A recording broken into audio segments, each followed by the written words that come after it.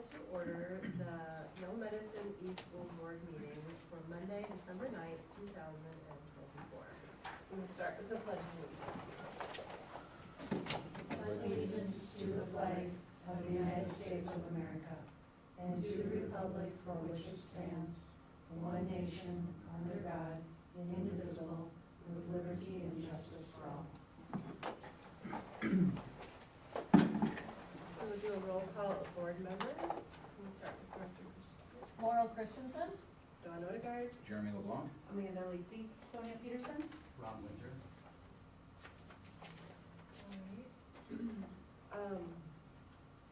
Tonight's agenda should be in front of you. I do not know of any additions or corrections to the agenda. Does anyone have any of those? Hearing none, is there a motion to approve tonight's agenda? I'll make that motion to approve tonight's agenda. A second? I'll second. All in favor say aye. Aye. Opposed, no. Motion carries. Do I have volunteers to read? Actually, I'm gonna read the Wyoming mission statement. Our mission is to provide a caring environment of high expectations that prepares every student for a successful future and instills the value of learning. And then we have the public address to the board, and I don't think there's anyone here not on the agenda, which moves us to the consent agenda. Tonight we have on the consent agenda approval of the meeting minutes from November 12th, 2024, the work session minutes from December 2nd, approval of payment of claims, the finance report and enrollment report. Any questions on any of those items? Is there a motion to approve the consent agenda? I'll motion to approve. And a second? I'll second. All in favor say aye. Aye. Opposed, no. Motion carries. Mr. Wilcox, we'll move on to the truth and taxation. And before we finish, we have one more roll call member. I'll let you check in. That's helpful. Perfect. So that we are all present. All right, Jeremy, thank you. All right, I think you guys have a PDF of it. So the agenda is to go through the meeting requirements, present the current school year budget, and then present the proposed tax levy, and then have public comment. So our meeting must be held between November 25th and December 30th at 6 p.m. or later, and it can be part of the regular school meeting. And it includes a presentation of the fiscal year 25 budget and the pay 25 proposed levy, along with public comment. Public school districts are funded by federal government, state government, local fees, and local taxpayers through property tax, with the state of Minnesota being the largest funding source. The next slide, you guys will see a graph, and this is just showing how inflation hasn't kept up with what we're actually getting per pupil unit for the last 20 years. So there's a difference of about $1,300.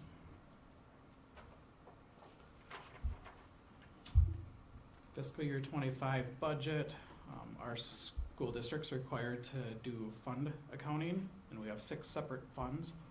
We've got the general fund, food service, community service, debt service, custodian fund, and then our OPEB debt service.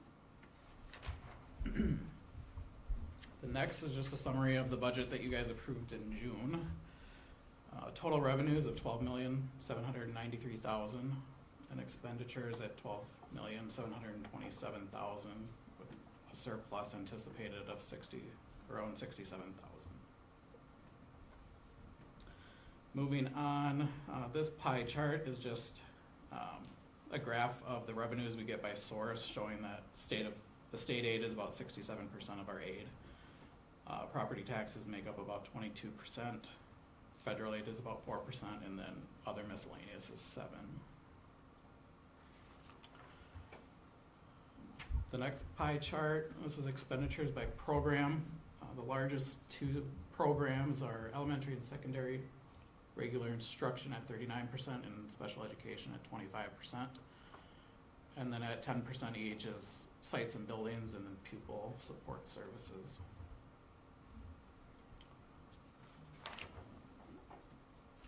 school district time levy. So in the summer, the school district provides the state information so that they can calculate the levy. And then in September, the board, approves or certifies the preliminary levy. In November, there's elections held for bonds and levies that could change that amount. And then between November 25th and December 30th, truth and taxation meetings held, and 25 is when the property taxes are collected.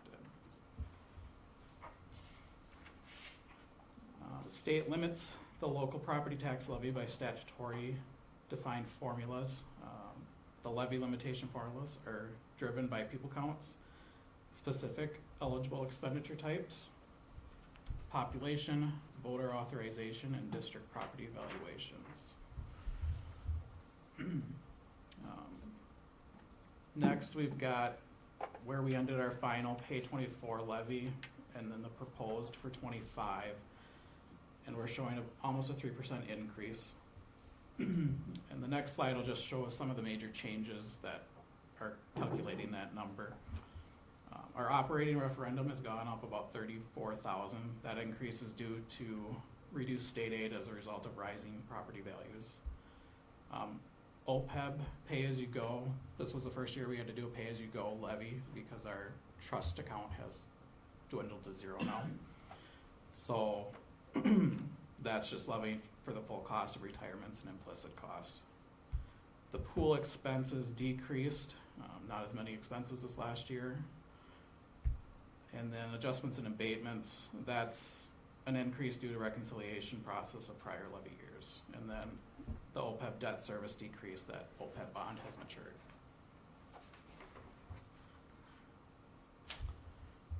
The percent change to tax levy does not equal a change to budget revenue. Some levy increases are offset by a reduction in state aid, meaning no additional revenues for school district budget. The timeline for taxpayers: in March, they received their preliminary valuation notice. And then in spring or early summer, they have the local or county board meetings where you can challenge the valuations. November 10th through the 20th, the counties mail out the notices. And then between November 25th and the 30th, that's when the truth and taxation is held. And then in March, the taxpayers receive their property tax statements. The next two slides are just a sample of a proposed tax statement and then the March evaluation notice, where it shows the information or the meetings that you can attend. So in calculating property taxes, there's three key variables. There's estimated market value, which is established by each parcel by the assessor. Property tax classification, these rates are established by state legislature, and then the tax levy, which is established by the taxing jurisdictions, so the school district, city, county, and others. Property values do not rise uniformly across properties. That burden of levy shifts from a taxpayer with lower increase to those of higher. So higher increases equal a larger part of the property tax. Couple important changes to property tax law. Homestead market value inclusions is increasing for taxes payable in 25. This will reduce taxes for residential homestead property valued up to $517,200. And then agricultural homestead classification is increasing. In 24, that limit was $2,150,000, and that's increasing in 25 to $3,500,000. So landowners with greater than $2,150,000 in land will see a reduction in tax.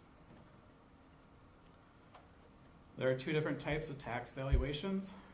Net tax capacity, which is most all property types paying, and then the referendum market value, which excludes ag land and seasonal property. So the makeup of our district, net tax capacity, that's $1,583,000, and referendum market value is $1,293,000. The next pie chart is that aid to school credit. So it's showing that 54% of our debt service is being paid by a state, which is about $408,000. And that's the amount that's reduced to the agricultural land. Just some additional resources for individuals and our local county assessor office numbers. So it's recommended that we certify the levy at $2,876,206.01. Any question?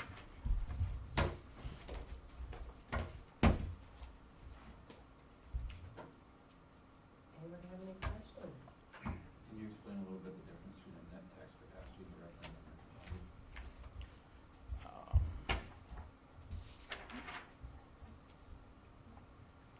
Yeah, so like our referendum, that's gonna be our operating. So the operating is just going to be local residential, or if it's a farmland, it'll be the house and 1 acre of property. And then that net tax capacity, and that's gonna be any other levy that we, so if we did like a building bond, that would be the net tax capacity. Oh, what, 6 or 7 classes of property? Yep. right? So it looks like it's an ag, and ag homestead is different from ag. Thank you. Any other questions? Thank you, Jeremy. You're welcome. We'll get to that in a minute. And then we have Kyle Kruger here, come forward, and his audit report. Thank you. Thanks to everyone on the board for having us again this year, and thanks to Rich, Jeremy, Tara, Denise, the whole staff for interrupting their day-to-day to accommodate the audit. They do a great job of responding and getting us what we need in a very timely manner, so that's appreciated. I'll attempt to get through this quickly. I think everyone's very busy tonight. And it was a pretty uneventful year audit-wise, which is good, of course. Clean opinion. So a few pages in your front cover, there's a letter on our letterhead titled Independent Auditor's Report.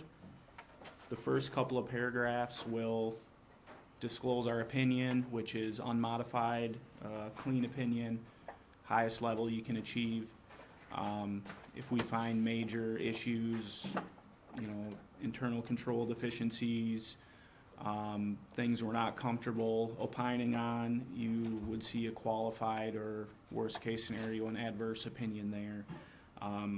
Thankfully, we haven't had to issue one of those to you guys as long as I've been on the audit, and certainly not this year. It was very clean. Jeremy did a good job with the books, and we feel the financials you're looking at are presented fairly in accordance with the applicable standards. I don't want to drag you through all the financials and notes. I'll just point out where you can find some of the highlights, some statements I think may be useful to you, and things of that nature. So starting on page 1, on the bottom of your page, there's the management's discussion and analysis, and the first page has some financial highlights. Just a couple things I want to point out there. The first bullet point talks about your statement of net position and the increase there. We account for your financial data on a couple of different bases in these statements. There is a full accrual basis. That's your standard accounting that all of you would recognize in private business and things of that nature. Page 10 and 11, you'll see those statements, the statement of net position and statement of activities. I always like to disclaim that these include a lot of things like OPEB, pensions, actuarially determined estimates, things that make it more difficult for analysis, especially for a school district, which is a little more short-term focused, at least in terms of the financial presentation and how you guys analyze things from year to year. Page 12 and on, you'll see a balance sheet and income statement also for each fund. Those are presented on the modified accrual basis, so that's more of a short-term basis of accounting that kind of better aligns with how schools likely plan and approach things. You know, you get funding renewed annually and things like that, so you're not as worried about those long-term items when turning over to a new year. So I just want to point out that those have your fund information as you guys would know it, and are likely a little more useful in terms of your review. Also want to point out towards the back on page 49, there are budget to actual statements for each fund. So those are a high level of detail, gives you your original and final budget and a comparative with the prior year as well. So again, I won't go through all that. I just wanted to point out those first, that some of these statements are on a different basis of accounting. That full accrual basis is maybe a little less relevant to your guys' review of these financials. So back to page 1, just a couple of the highlights. Your general fund balance increased roughly $380,000. Your unassigned fund balance for the year, so that's fund balance that's free of any sort of external restriction from the Department of Education or state, or a donor, or assignments that you guys as a board have set aside money for. That is over $3.3 million, and that amounts to about 30% of your annual budgeted expenditures. So that's the current year budgeted expenditures, 6/30/24. So that fund balance, that unassigned fund balance divided by your final budgeted expenditures at the end of the year equaled over 30%, which you guys have a goal of 12, so well in excess of that benchmark. A couple of changes you may notice in the fund balance. There were some assignments in the prior year for a projected budget deficit. So, for example, if in fiscal year 25 you guys were projecting a budget deficit in the general fund, you would set aside money as an assigned fund balance and carry that forward. However, fiscal year 25, you guys are projecting a surplus. Fiscal year 24 had a deficit budgeted, so you'll see that number go from around 90,000 to 0 to kind of reflect the budget deficit going to a surplus from one year to the next. COVID-19 funding is still working its way through. Caused a single audit again this year where we reviewed that ESSER fund. Single audits get triggered when you spend more than $750,000 in federal funds. So that threshold is going up starting with years beginning after October 1st, 2024. So if anybody followed that, which is very difficult to do in reading these standards, in our interpretation, that means that threshold increases for your fiscal year end 2026. So something to keep in mind for next year, when allocating, certain federal funds and spending those and deciding when to spend those, there can be that single audit consequence, if you want to call it that. As far as I know, the ESSER funds carried over into fiscal year 25 are fairly minimal. Do you agree with that, Jeremy? Yeah. So hopefully you guys are done with single audits for a while, pending any sort of new funding coming from the federal government that we haven't heard about yet. We list just a few capital items there that we noted completed during the year.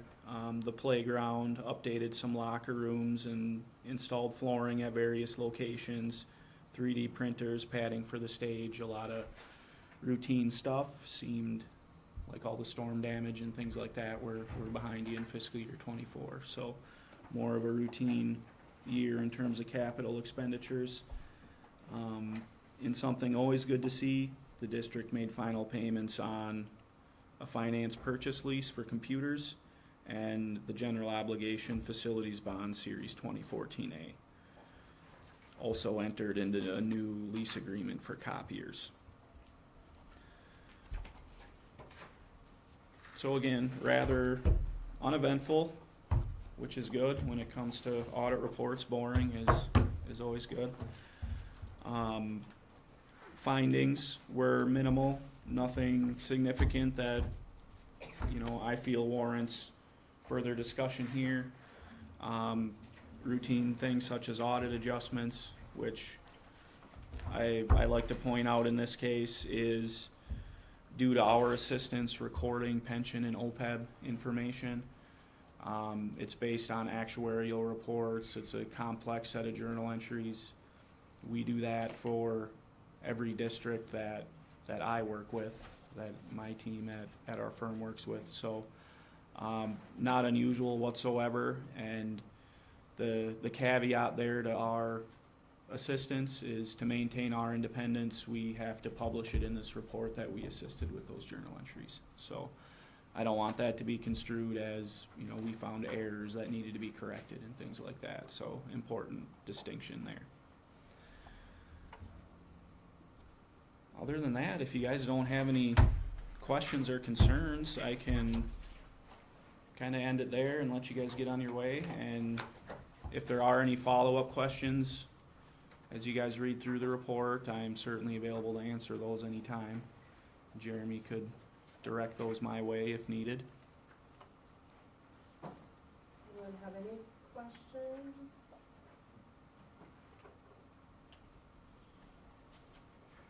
Thank you for the report. It was really thorough. I like the summarization. That really was helpful. And thank you again. Absolutely, thank you. Thank you.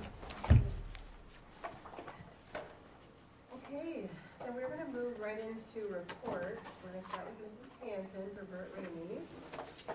Welcome, hello. Hello, good evening, everyone. Okay, I will start off with just some recent Burt Rainey activities. Our fourth graders recently visited Granite Ridge with Jamie Goldberg and their classroom teachers. They participated in an intergenerational activity where they spent time visiting with the residents, creating gratitude grams, sharing stories, and enjoyed caramel apple treats. The visit concluded with a musical performance by the students, and our fourth and fifth graders are looking forward to another visit at both Granite Ridge and the Care Center before the holiday break. I do have some pictures. I'm going to take these and yes, perfect. If you want to pass those around. So a special thank you to the staff members who organized that. We also have some holiday activities coming up next week for students. Everything from wear your favorite holiday colors to we have guest readers coming in. We have a day, You're a Mean One, Mr. Grinch. We also have Tree Topper, and of course our annual staff variety show for the staff or for the students is on Friday the 20th. Parent-teacher conferences. So every time we have parent-teacher conferences, we pull data based on classrooms. And right now we are at 87.4% of Burt Rainey students had some form of representation at conferences. We had 4 classrooms at 100%, and we had probably about 15 either no-shows or no return phone calls. Parents or guardians that we attempted to reach numerous times. Any questions on that? No? Okay. I consider that pretty good. I mean, it feels like it's pretty good. We're usually low 90s. We're usually the 90, 91. So it's a little bit lower. But, it doesn't take a whole lot to sway the percentage, so. Right. I also just wanted to mention that Countryside Public Health, who came in last year and did some programming, and RN comes in, and they last year came in and did the Positive Action Program. That was 40 minutes a week for 15 weeks, and this year, and I know they're doing this through other area schools, especially in our county, we're also adding a program called Mind Up, which is 30 minutes a week for 8 weeks. And to give you an idea, Mind Up fosters social and emotional awareness, enhances well-being and academic success. And the Positive Action Program helps students focus on eating healthy, self-regulation, getting along with others, and being honest. So those will both be starting in January, February. We've had 2 recent, we just finished the Accommodating for English Learners staff development activity for staff. Emily Grove, the Merved EL coordinator, came in and did that.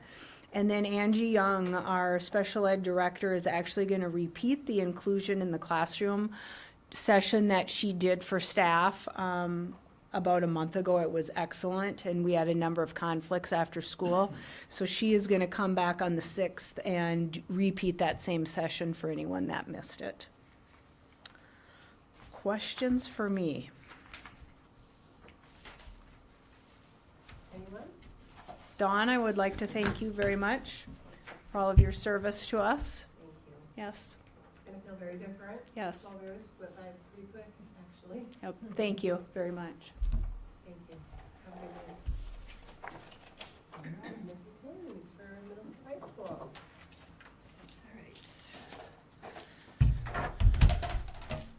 So I wasn't here last time. Can you hear me? I was going to say it to that. But anyways, my report's pretty brief. The goals that I had written down for this year were twofold. To reduce our number of habitually truant students by 50% of 45 students that were deemed that last year. And I'm collecting that data. And then my second goal is to also reduce the number of failing grades at midterm and semester break by 50% as well. So I'll update you as that comes forward. Pretty aggressive goals, but have to start somewhere. So hopefully you saw those last time. I know I didn't share it correctly, so thank you, Sonia, for letting me know. I'm really bad at that. The other thing I wanted to share with you last time, and I know I need to keep this brief, is that we took a look at all of our PLC goals as a staff. We met and we took a look at were they really meeting the criteria of SMART goals, and all but probably 2 of our goals written and due by October 15th really didn't meet the criteria, and the staff came to that conclusion about their own goals with feedback from other people. I think it was one of the most valuable exercises that I've done in a long time, and so we have some really well thought out goals and plans for documenting that along the way. So I'm excited about that. Last Friday, we have PLC till whatever, 3:15, I don't even know the time, but there were still people coming in, talking to me and saying, okay, I'm really excited about my goal this year. I really think I'm gonna make this happen this year, and so I'm really hopeful for all of that. So, and ACT prep, super excited to share this with you. Leah and I were invited, Mr. Schneider shared some information, Montevideo invited John Baylor into our ACT prep course, and he comes in and kind of blows the kids' socks off for about 2.5-3 hours to get them geared up to do ACT prep. And so that's the piece of paper I think should be on your table somewhere. We're going to do this as an intensive group between our English, science, social studies, which would be /reading, and math classes. February 19th, he's going to be coming in for that 3-hour session to kick it off, and then we will be using our actual class time to prep our kids in the ACT. They guarantee results, lots of tips and tricks that I had never heard of, even having 3 girls take the ACT a few times. So it's I don't know if I would say expensive, but it's money well spent. And I know I get the question a lot, why does my kid need to take the ACT if they don't ever want to go to a 4-year school or something like that? What we're finding is a lot of our students are coming back maybe from after a 2-year option or going back to work and saying, I don't have an ACT score, or, you know, we're offering it for them during the day. So I'm not sure the kids are going to be too rip-roaring excited about it, but just to give them the opportunity to get the most out of their ACT, because, you know, what he will say is, your score preaches money. Your score is money, and it really is. The higher your score is, and you all know this if you had kids go through college, one more point can get you a lot of money and opportunity to attend some really high quality schools. So excited about that. December newsletter, Crystal worked her magic again on the December newsletter. She's amazing about that. She makes me look really good, and I love that. No, I'm kidding. I tried to take credit for it, and my mom actually said, "It's Crystal's name on the bottom of that sheet, Stacy." I'm like, "Yes, I know, Mom," but anyways. Conferences for us. We used the conference scheduler in JMC the first time. I don't know if it's done before, but we did that this year, where parents had to pick a time slot. And for us, it was pretty positive. We had 139 conferences the first night and 169 the second night. Now that might be, you know, Laurel bringing in Cora. Maybe she met with 5 teachers, so she might have counted for that, but still, that was a lot of communication between our families. So I was very happy to see that. Teachers were coming in, they're like, I didn't get to eat tonight, like I didn't, you know, I'm like, good. So more opportunities for our kids to talk about what they're doing, so. Okay, that's me in a nutshell. Questions? This ACT stuff is pretty exciting. It'll be interesting Yeah. to kind of follow it, and will you post like an update? Sure. Maybe on the website? Or Sure. I don't know. I talked to Brian Jones from Marshall today about a different subject, and he was talking to me about this, and then he said they went from 159th in the state to, I think, 119th in the state in 1 year. So, When are we offering the ACT here? April, April? Yep. Is that April. for juniors, right? and juniors, yep. And we're also gonna throw it out there to any seniors that also wanna take this course, Haven't done it. Okay, sure. or that Yeah. really wanna improve their scores, Yeah. yep. That's a great idea. Yep. Good idea. So, yeah. Thank you, and thank you very much. I think I've been at a majority of your board meetings, so thank you very much. All right, and now on to the district report with Mr. Schneider. So MSBA convention, Denise has you all signed up for rooms and for the conference. If there's any change to that, please let us know. You too, Abby. So, sorry, Dawn. I know, but We'll you'll send you the enjoy bill. it. You'll enjoy it. It's very informational and chance to network and learn what's going on in the state, so. 25, 26 calendar, I know I asked it last month, and being the person I am, I forgot. Matt said he would serve on that. Anybody else interested in serving on the calendar committee? Is that the one you said you do, like, if you do Zoom meetings? Yeah. for? I You can- would do that? I can do that, yeah. Okay, probably would be like a 3:15-ish. Okay, thank you. Then Francis Staub is retiring, so we're having a gathering open house on December 18th from 3 to 4. He's served our district for over 30 years, and I think all of us have gotten to know him. Big old teddy bear. He can bring it if he needs to, but he's also got a heart of gold, so. Anton Troyer, so this is also, I think, in our finance committee minutes. We signed an agreement with Anton Troyer. I had to go way out to get this guy. He's a nationally known speaker from Bemidji State, so he will be here November 7th of 2025. So it's a big deal for us to get him. He was willing.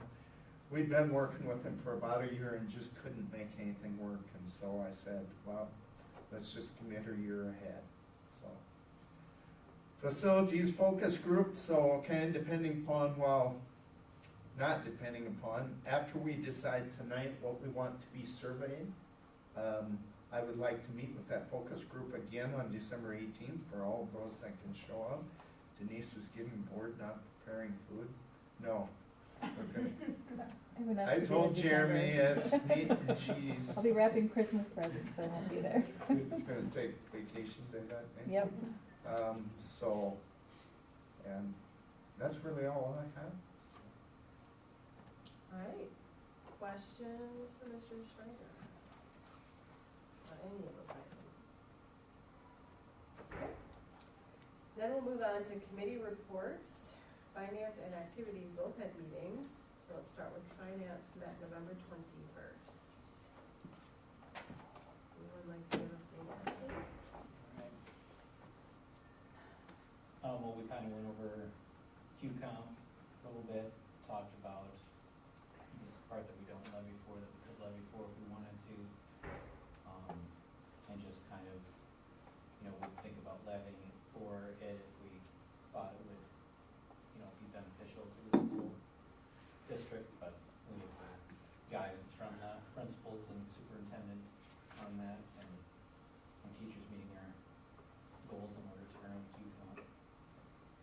We went over the enrollment data, kind of the same standard it has been. It's fairly stable this year so far. We haven't approved each board meeting too, so. Talked about our vacancies, professionals, custodian, retirement, that kind of stuff. Food service cashier, and then we post recently for a industrial tech teacher. And then we had a couple of volleyball and baseball coaching positions that were open. Went over the operating referendum, and that kind of what that means for the upcoming budget and fiscal year 26 compensatory review or revenue.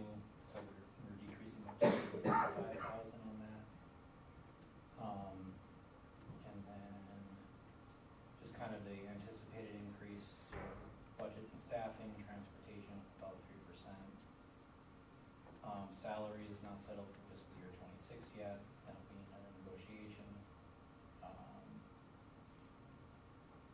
We're paying off the one bond. And let's see.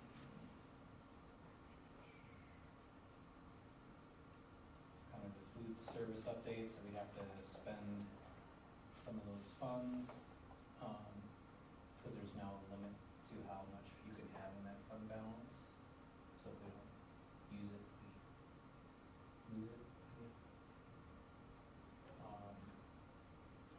We kind of talked about the facilities meeting, just the time frame we need to have in order to approve a referendum and facilities meetings. And then they put together a communications audit, and they're developing a communications plan for within the district, just to communicate all kinds of things, emergencies, et cetera. We talked about the ACT prep course that we just went over with Mrs. Hinz, and paying for that. And then we also talked about how colleges are starting to shift back towards using ACT for acceptance. So we want to make sure that students were prepared, and this seemed like something that would be useful and beneficial to the students, not even if they're just taking the ACT, but even if they're testing or other things in the future. It had lots of good skills that seemed to kind of go over. Talked about Anton coming November of next year. And then, let's see. We got a couple grant applications for Polar Plunge. And that the trailer was totaled, and we're gonna retain it and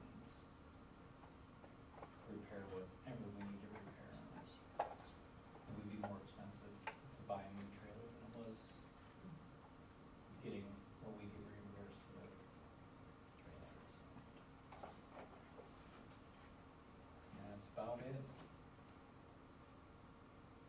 you. Any questions for anyone? Okay, Activities Committee met November 25th.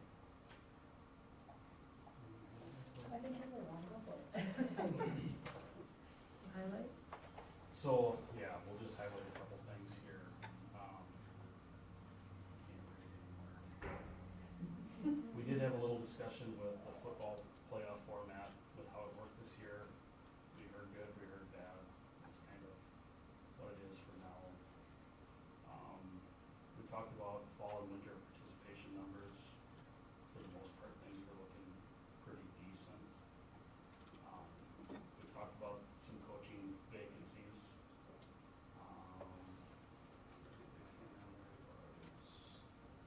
We talked a little bit about digital ticketing, doing nothing at this time, but prepared to be coming, so. I think in a nutshell, I mean, we just had a lot of good discussion. I mean, it wasn't anything highlighted or anything else. You guys still, it's really, this is a new committee, so it's going well. Yeah. It's good to Mhm. have board I representatives. think it's very valuable to have. Yep, Yeah. it's a lot of good information that Tim provides that, I guess I had no idea a lot about the Mhm. activities and it's all, you know, what's involved, so it is a very good, helpful meeting. Great. Questions by anyone? Right, we're gonna keep playing one then. We'll move on to new business. We have a leave of absence request and termination of employment. So let's start with the motion to approve the leave of absence for VRU paraprofessional Sammy Halverson. Her letters on board book for spring semester. A motion to approve that. I'll motion to approve. In a second. I'll second that. All in favor signify by saying aye. Aye. Opposed, no. Motion carries. And then we need a motion to approve the termination of employment for middle high school paraprofessional Taylor Boland. A motion to approve. Motion by LeBlanc to approve. I'll second. All in favor signify by saying aye. Aye. Opposed, no. Motion carries. No new hires yet. Then we'll move on to approve the hiring of an inside maintenance lead. Okay, just to give a little background, I'm gonna jump in here. We were advertising for a specialist for a long time. I would like the opportunity to see if we could get somebody that's qualified to be a lead.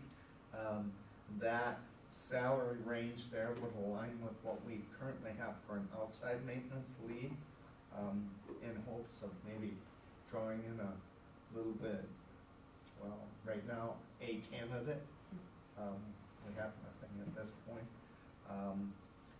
We would probably advertise her, I would recommend that we advertise for both, but if the opportunity presents itself and the person is qualified, sufficiently qualified, we would hire them as the lead.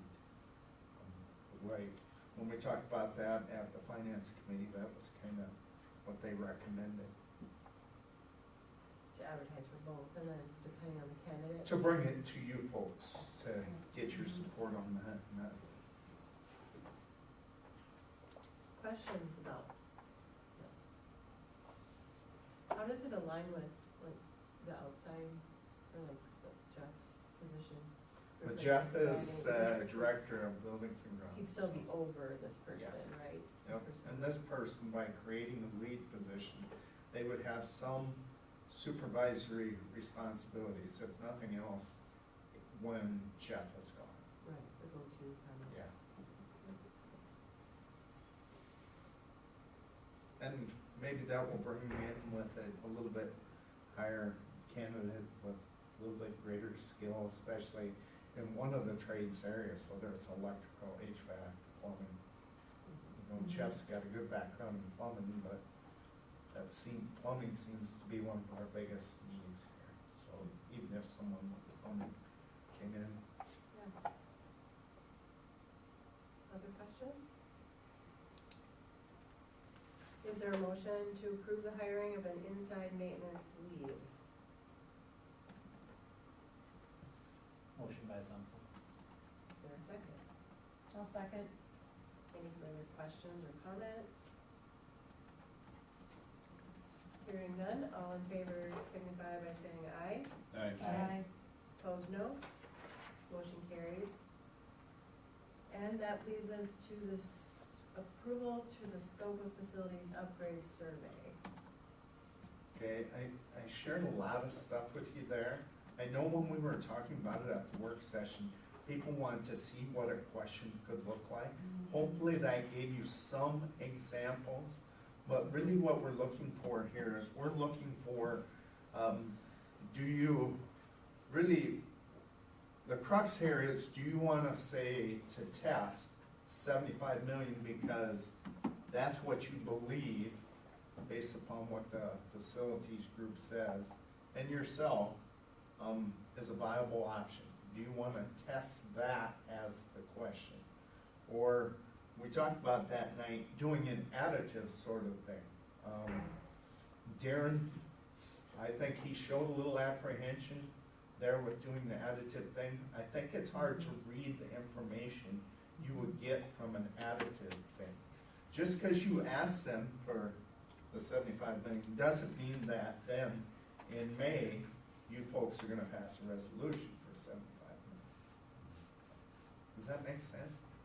Yeah, I think when we, like, the work session was super valuable for me, and I think everyone here, about just kind of understanding it all, and to me, I think it would, my personal opinion is, I think it might get a little confusing to not go out and just ask for that recommended 75 million. I think it might be lost a little bit, but that's just my thought, I guess. I think if we do a good enough job of pleading our case, indicating what we need in just maintenance costs, what it is for doing just one school versus two, that it's really that savings of time, startup resources, and the appreciation of, just so that people can understand how old both buildings are and how much work will need to be done on them in the coming years if we don't replace them. I think my feelings out of the committee were that they were pretty clear that they wanted us to proceed with an option that had both in elementary and high school. I think the question for the kiddos coming across to have lunch was a pretty driving factor for that one. And have that all included into one now instead of trying to phase it out. Get them under one roof. Right. And remember, we just need to know the next step, because eventually you folks would, or minus Dawn, would approve it in January. Ideally, that's what we would do, is bring a survey to you. Not that it can't be tweaked after that, but then you really get to see it and interpret that whole 8 pages of information. But that's what Darren's doing, is their company is creating all that based on their experience, so. Correct. And I did get, late today, I got, somebody asked about a diagram. I think it was you, Jeremy, asked me about a diagram, what the thing. I've got something a little closer that Jim got me today, so that will come out in this week's update for you folks, so. So tonight, you pretty much need us to approve a survey. Not what survey, not what it's gonna entail, but a survey. Is that I correct? want you to, I need approval of up to 75 million, or however you wanna say it. For the main question. Yep, for the main question. Now, remember, there's those questions under there.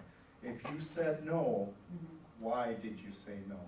Like, the 1930 building's a great building, that's probably not gonna be an option, but there could be some options.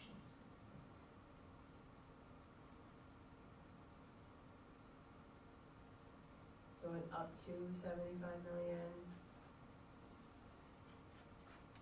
is how that would be worded. I don't know how he's gonna word it, that's what I just wanted to you folks for you can change that action item, that's. I'm just, I'm having a problem with not knowing like more details of what the building is, where the kids are gonna get dropped off, that sort of thing. And I know that that's probably part of the plan, is that after we get this survey back, then that's when we get into those details. But the second this survey goes out to everybody, that's what their questions are gonna be, and none of us are gonna be able to answer those questions. Because we're losing, with the plan that's going out, we're losing gym space. And the purpose was that we added gym space so nobody had to come in the morning to have basketball practice. And when we're putting out these surveys,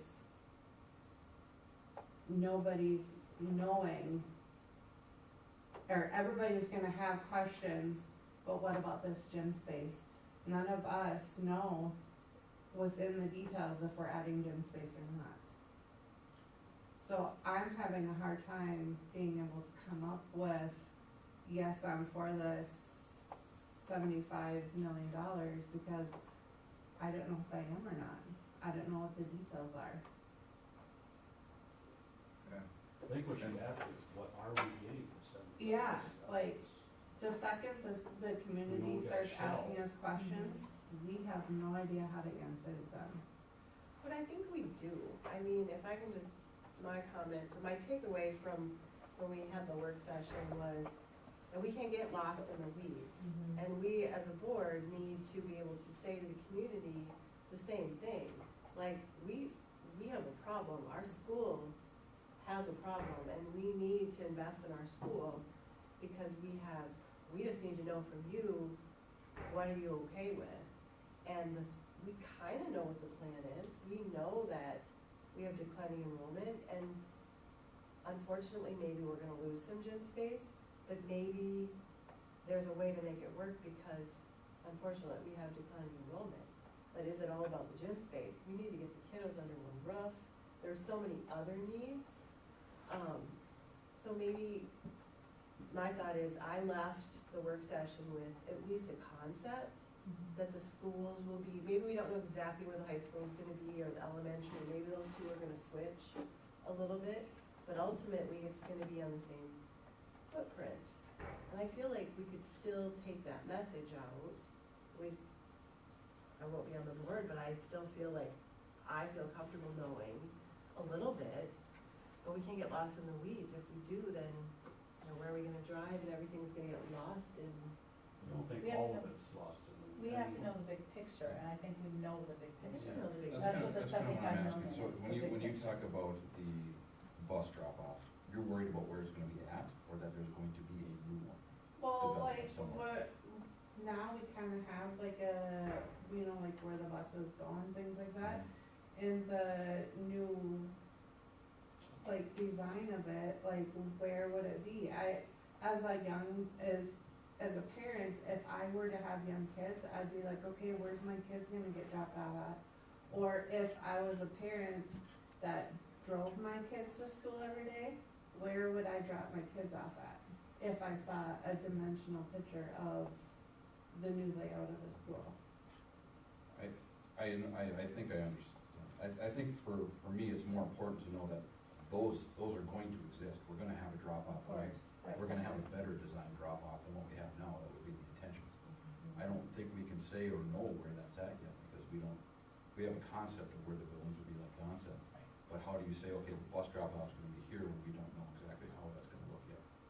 I think it's important to have a map that says, we're gonna have X, Y, and Z. We just don't know exactly where they're gonna be at. And we're still gonna have more gym space than a school of our size would warrant and would be allowed to build. And they were going to replace the elementary gym with a new gym. In rough concept plan, the square footage of gym space was the same. The number of gyms wasn't the same, and we're also not losing our current cafeteria space where we could practice. And we'd have a larger wrestling space, which could also be used for practice outside of wrestling season, so. there's a lot of those things There's that, a lot of options that we talked about, right, that we could make, you know, gym space or other space utilized. But our biggest thing is just to make, you know, 75 million, we need to do something with the school. As long as we pass that we'll decide as time goes on how things are gonna lay out. and those numbers are just developed based on what the state will approve for their common period by how many students we have and how many square foot we need to instruct those students. I mean, that's basically what's driving the square footage being designed right now, is it's gotta meet the state requirements and we accounted for roughly a 10% enrollment increase in those numbers from where we stand currently. So I Because we guess, might- Yeah, because we might have an increase based on new building. so my question would be with that is, let's use the auditorium space that we lose. Where would you move the people that use that as a practice?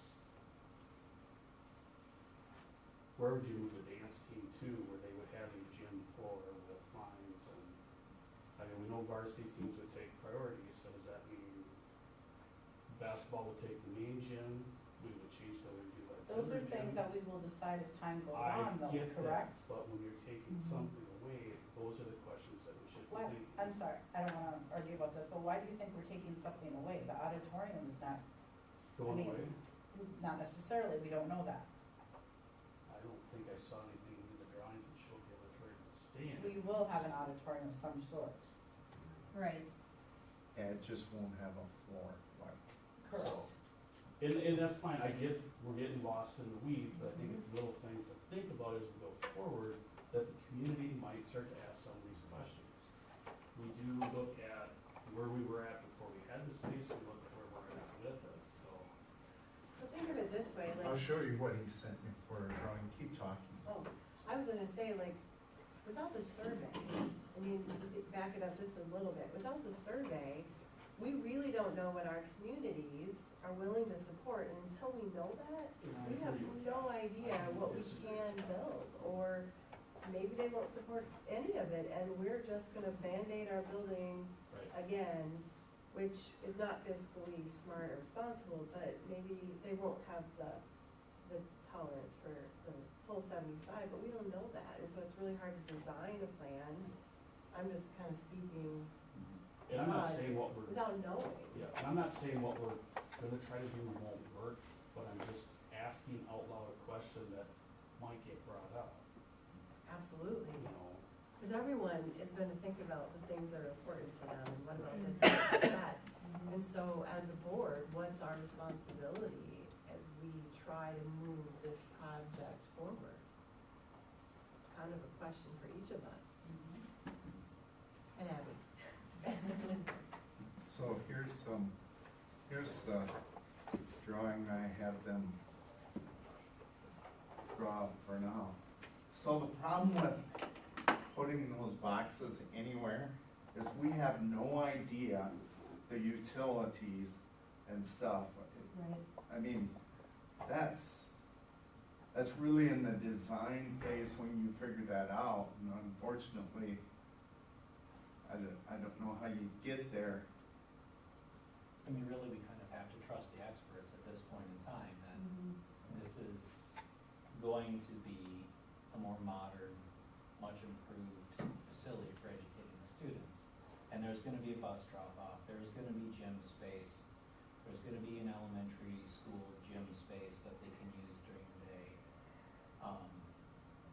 There's gonna be an auditorium is included in the plans, and things that were important to the community that they brought up in the facilities meeting. Were all there and discussed. And we do also have the KCC gym space, which we have historically used when needed for various things as well. Correct, and we did hear a lot during that facilities meeting from, community members of their expectations to us, so I think that helped a lot. It was a good insight to see what they would like too. And yes, we talked about the drop-offs, and we talked about additional gym space, and we didn't talk all about that during these meetings. But we just need a total rough idea. Jim Wilson said that he has, the new elementary gym would be the size of our auxiliary gym, which is bigger than the auditorium or BRE. Not saying the total square footage, but you're right. In terms of number of gyms, I don't know. I do know that the wrestling room we talked about, that's gotta be that safe room, what's it called? Storm shelter. Yeah, that storm shelter. And so, that's what he kinda initially put in there, but that could be used differently. So now we have, well, we're like 50 miles south of the line, needing a storm shelter. I don't even know if it's that many miles. But, so we have to put that in there.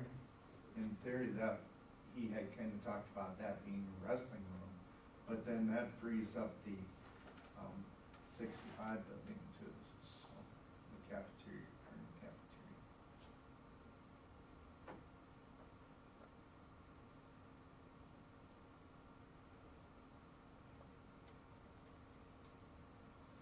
As you can see, the block of information, and it's kinda hard to read over there. It's pretty general. It's intentionally general because of everything we're nervous about. I mean, like, I mean, this reflects kind of what we talked about at the work session too, with elementary stays closer to the playground, and the high school just move into the parking lot. So I feel like that reflects kind of what we talked about.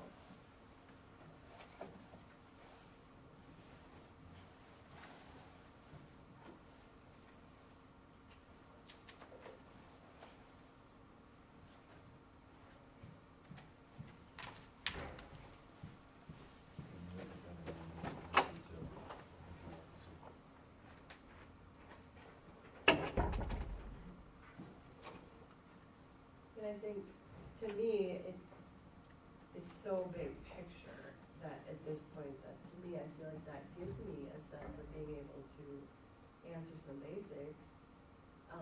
But nothing is set in stone until the survey's back, and there would be tons of conversations about logistics and bus routes and pickup. And I just believe this board would make sure that, and Mr. Schneider would make sure that we're keeping student safety first, which we've always done. Because we haven't even started talking about any of the nitty gritty, you know, it's just. And you're not Big alone. picture. There was a lot of questions in the committee that asked that Oh. same question.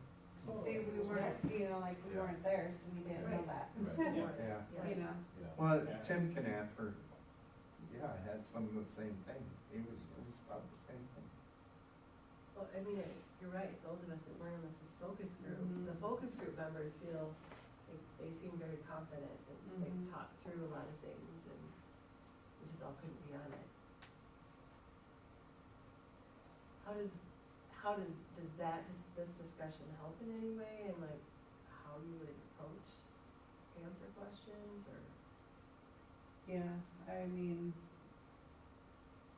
I think that having a graph and having some, like, maybe bullet points for us to be able to answer, where we're all on one page instead of giving different answers, I think that would be helpful, Or like a you know? bullet points, so Yeah. that everyone has the same response to certain questions. That's Yeah. actually not a bad idea, we've done that in the Talking past points. with things, just talking points, Mhm. so our messages, or the message is Mm-hmm. And we could unified. have a somewhat more detailed rough out to take a look at from Jim possibly too, if this is kind of like the plan that we're going with on the survey, right, just to have that a little more fleshed out, it won't be 100%, but just conceptually, so you can be like, oh, the cafeteria is gonna be roughly here, and that's where they're gonna eat lunch, and you know, and is it a big open space where you could easily practice dance in it, right? be a diagram in the survey? Wasn't there gonna be something? This, something Yeah, like this, yes. This is it.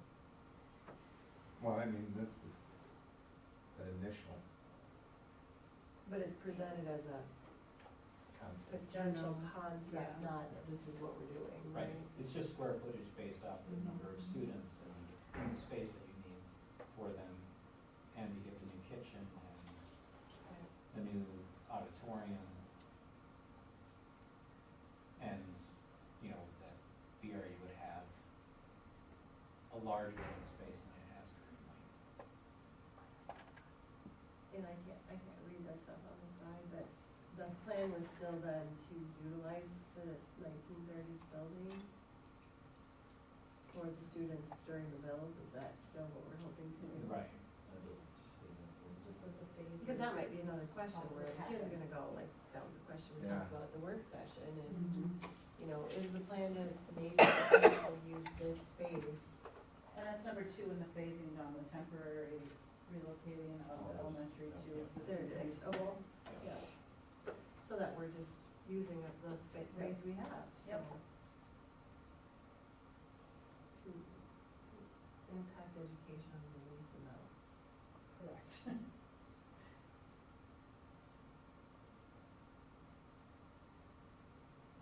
And in order to do this plan, it has to be this 75 million Well, the two new to the schools. two people. But there was no appetite for doing, they wanted to do both. The focus group looked at everything and this is their recommendation.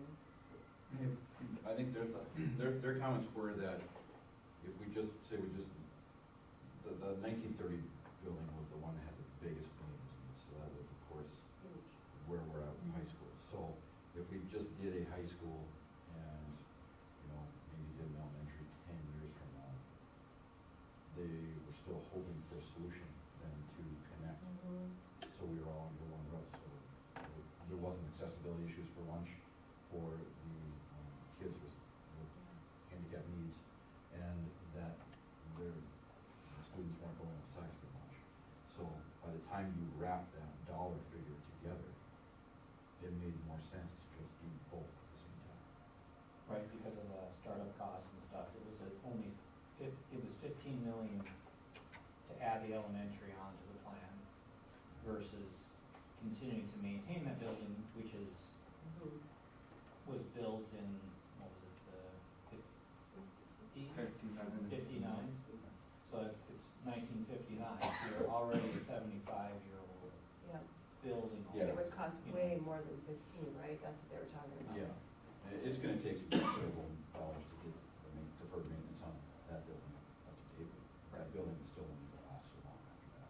Right. Yeah, because you look at, say, 20 years from now, that building's almost as old as this building right now. So the issues we're having here would likely begin to, Absolutely.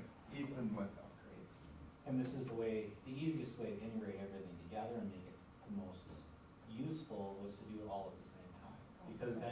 Because then you know everything's planned out, and work functionally, you know where your plumbing is, you know where your electrical is, you know how all of that needs to be. And then it also invested a substantial amount in our existing building that we're keeping to, you know, do some upgrades there in the cafeteria, in the locker rooms, the bleachers, right? Some of those things that we know are needed in that building, and are included in this cost as well, just to make it a cohesive thing.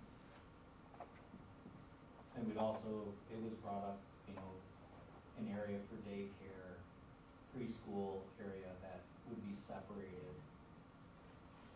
you know, and easy for them. They'd have all the facilities they needed right there for young kids, like the close bathrooms, close to the, you know, think about keeping them close to the playground.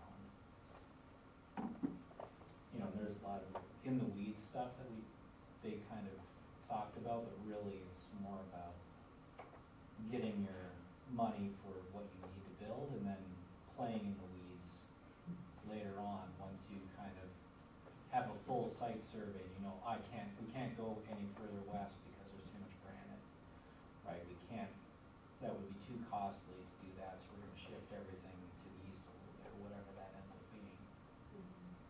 Right, and this floor plan kind of lays it out roughly where we already know we can build. Cause they originally were gonna extend the elementary further west, but the granite, the bedrock there stopped it, so they sent the building the other direction.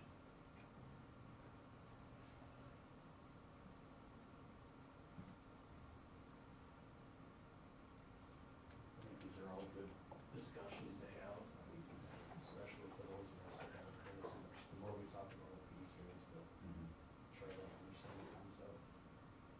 And I think it's just important for everyone to remember, it's just such an umbrella, it's just such a, the survey just has to go out to see, and we heard from them at the work session, the professionals, that coming in with that, what did you call it, a divided,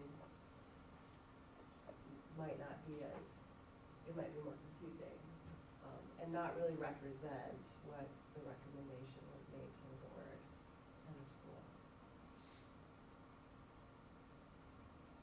So where are we at as far as, we have to approve something so they can move forward on preparing a survey.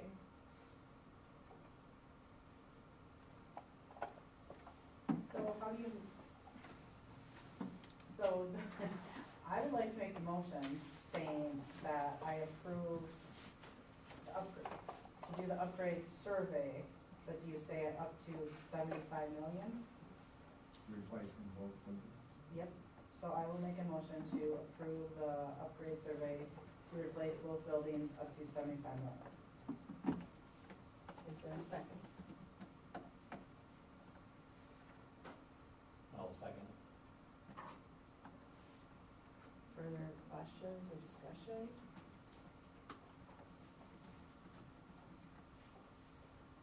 All in favor then of approving the scope of facilities upgrade survey up to 75 million, signify by saying aye.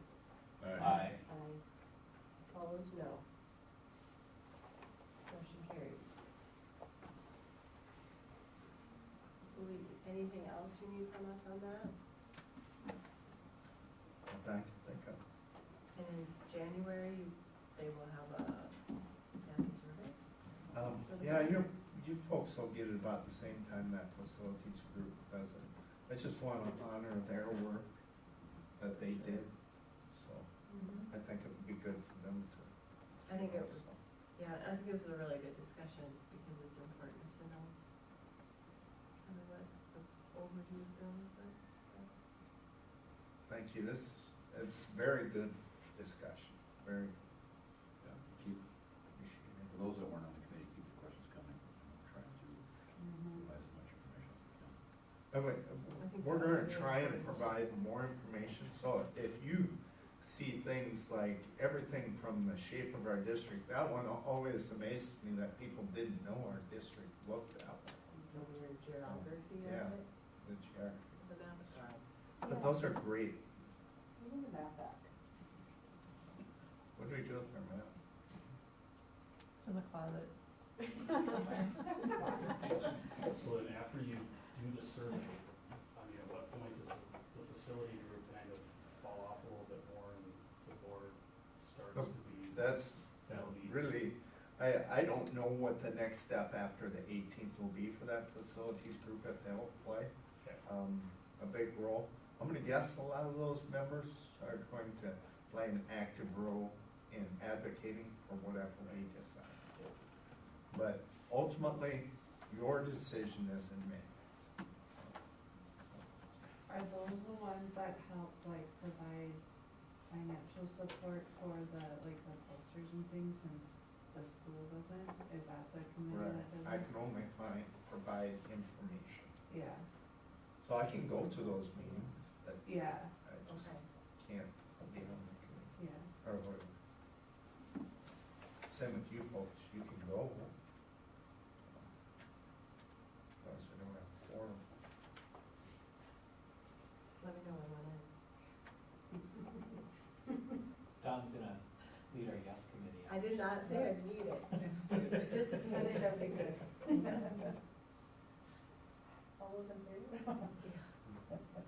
I would also say, just, I think if anyone has questions, just that you're hearing in the community is probably a really good idea to shoot it to the board members that are on that facility group, because then you can kind of maybe pull that and then kind of, just because there might be things that they haven't thought of or talked about, I guess. One, if they wanna see something, ones and twos, oh, we can take them to the show. Any other questions or discussions? Good move forward. All right, the next item is we need to adopt the resolution to approve the final levy certification of the 2024 payroll 2025 tax certification. Any other, was aligned with what Jeremy presented. Are there any other questions? Okay. It's going to be a resolution, so we roll call vote, but we need a motion and a second to move forward. I'll make a motion to approve the final levy certification of the payable, 2024 payable, 2025 tax certification. Is there a second? I'll second. We have a motion and a second, and again, it is roll call vote, so we'll start with Director Roach. Ron Winter, yes. Cindy Peterson, yes? Amanda Lisi, yes. Jeremy LeBlanc, yes. John Odegaard, yes. Matt Semple, yes. Motion carries. All right, moving on to the READ Act MOU. So just a little background, we've been working on that for a little while. That was put forward to us by EdMin in combination with MSBA. Worked through it, and what it does is it actually matches what we're currently doing. So, got that through there. You can see a red line. Red line is of that original one, and the final is the one that we came to agreement on. So. I'll make a motion to approve. All right, is there a second? Second by Semple. Any further questions or clarification? Okay, all in favor signify by saying aye. Aye. Opposed, no. Motion carries. We need to have a motion to accept and approve the fiscal year 24 audit as presented earlier this evening.